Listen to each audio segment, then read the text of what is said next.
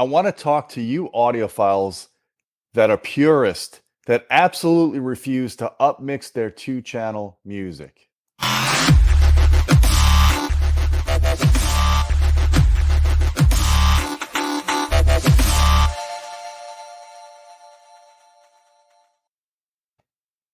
Hey folks, I'm Gene Delasalo with Audioholics. Appreciate you tuning in. Please hit that subscribe and thumbs up button on this video. I'm going to tell you that in advance.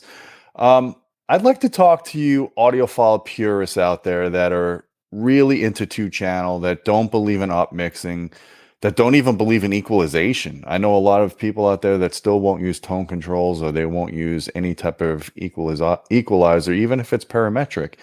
And that's a topic for another video. I want to talk just about the upmixing experience. And as you guys know, as you've seen videos that I've done in the past, I'm a huge two-channel proponent. I love a good two-channel experience. In fact, all my home theaters that I set up, the primary focus is to get the two-channel correct first. I truly believe that a home theater system should excel in music before it does anything else, because I listen to a lot of music. I appreciate good sound. I play instruments, at an amateur level, but I do appreciate really good sound. So as you guys have seen in the past, my two-channel in my theater are box speakers. They're out in the room. They're fully equalized. They're fully active RBH SVTRS towers. And I've got multiple subs in addition to that to flatten and smooth out the bass. And the image I get in the soundstage I get in my two-channel system is simply the best I've ever heard. I mean, I have a really strong phantom center. I've got incredible details, width of soundstage to the sides of me, and I have the depth. I can hear the depth of the soundstage. And a lot of that has to do with good room acoustics. I've got the Gramani Sonatus room acoustics treatments in my room. And of course, I've got really good linear speakers, and they're fully active and they're balanced and EQ'd. So each speaker has very similar response at the listening area. So I wanted to get that out of the way. I'm super serious about a good two-channel experience. So I've been doing a lot of listening on Apple Music, lossless, high resolution recordings. And as good as the two-channel sounds, I almost always find an enhanced experience when I upmix. And the beautiful thing now in a modern AVR or processor is you've got 3 different formats to choose from to upmix.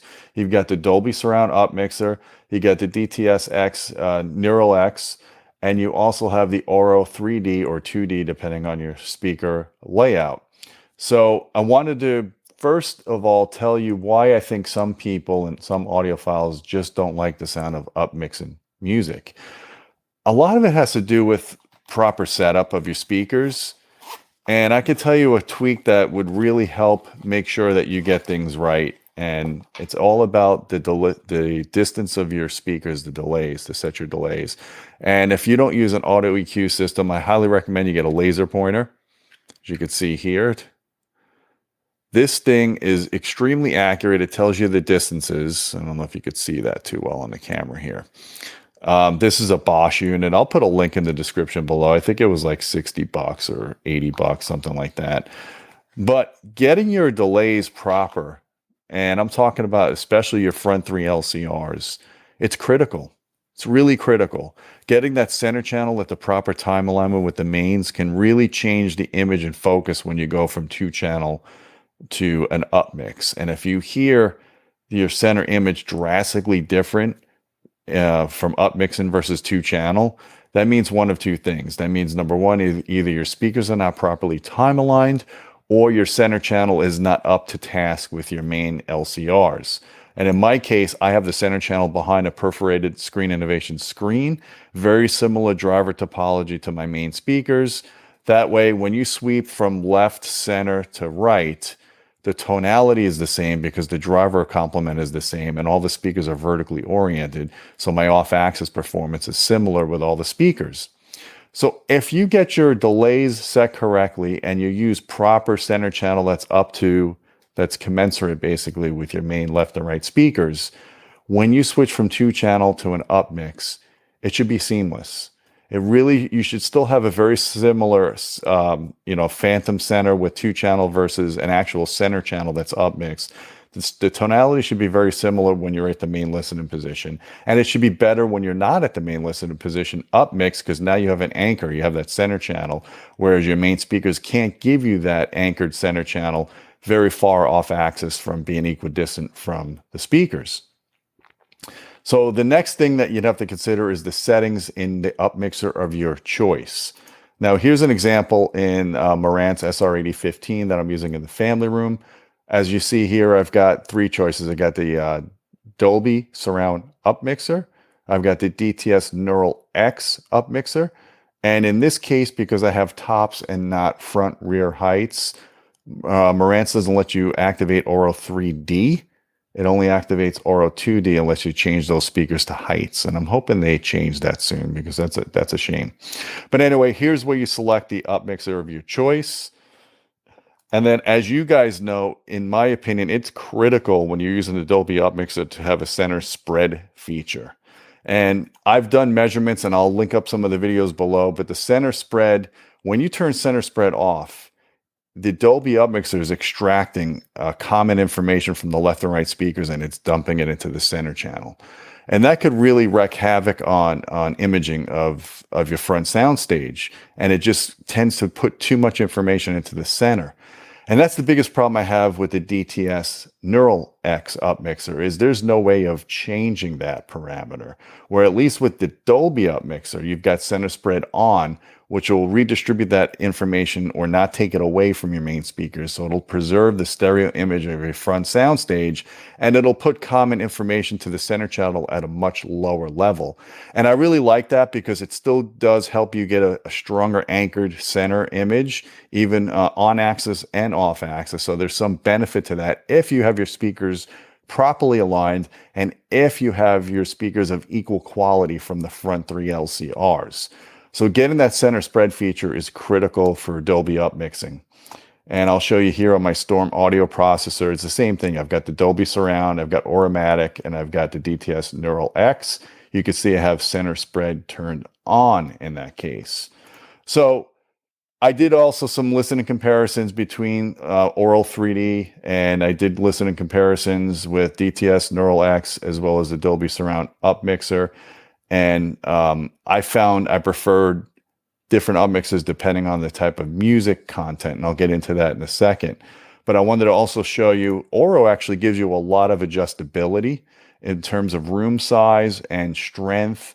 In this case, with the Storm processor, it uses version 2 of the Auro upmixer, and that's more intended towards cinema.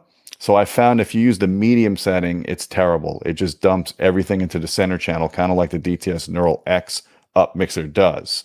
Now, it doesn't behave like this on the newer Yamaha or Sound United receivers, because they use a version 3, from what I'm understanding, of the Auro upmixer. But in this case, and this is something I recommend you experiment with, change the size of the room. I personally preferred the large setting, and I kept the Auro strength reasonable at check. I think it's 7 dB here, you could see here. And that adjusts the sound field of how strong the Auro effect is. And the nice thing is it still preserves the front image of the main left and right speakers. So there's an advantage there. But the best I can tell you from my experience is, if you're listening to two-channel music that's very front stage focused, then I can understand how upmixing it to the Dolby upmixer or the DTS X, Neural X upmixer is not beneficial to you, as opposed to just getting that focused soundstage coming from front. It tends to defocus that a little bit, because it's both of those upmixers are really good at extracting decorrelated information and then throwing it around the room. So if you're a purist and you want to listen to that really front focused soundstage of music, the Automatic upmixer might be your better choice, because Automatic for upmixing two channels, more of a copy paste. It takes that two channel information and just kind of dumps it around all the speakers, but it keeps the focus more towards the front of the room. I'm finding on certain jazz music, I actually like the Auro upmixer better than the Dolby upmixer. But then when I listen to like indie music, or I listen to anything that's got like a lot of decorrelated information, like for example, the Dominique Fee MA music that I showed you guys a few months back, anytime there's any extraction from the soundstage and you want it to dump to the sides or to the back, the DTS and the Dolby upmixers are far superior to Auro, in my opinion, in those cases. And of course, I like the Dolby one the best because it doesn't destroy the front soundstage. It preserves that front soundstage, and it just gives you a little bit center fill. So I think that's really important to understand. If you're a purist, I would say open your minds. You've got these tools. If you've got a really kick-ass home theater system that's focused with 2-channel like I showed you here, you could really enhance that 2-channel experience. And there's been cases where I've listened, I've had friends over and we've listened to 2-channel music upmix, and we'd go back and forth between 2-channel upmix and then spatial audio, Dolby Atmos. And we couldn't tell if we were listening to native Atmos or if we were listening to 2-channel upmix. It was that good. And the focus was that good. And all I could tell you is I would say about 90% of my music listening in my theater room now is 2-channel upmixed, followed by spatial audio, of course, and SACDs and that kind of stuff.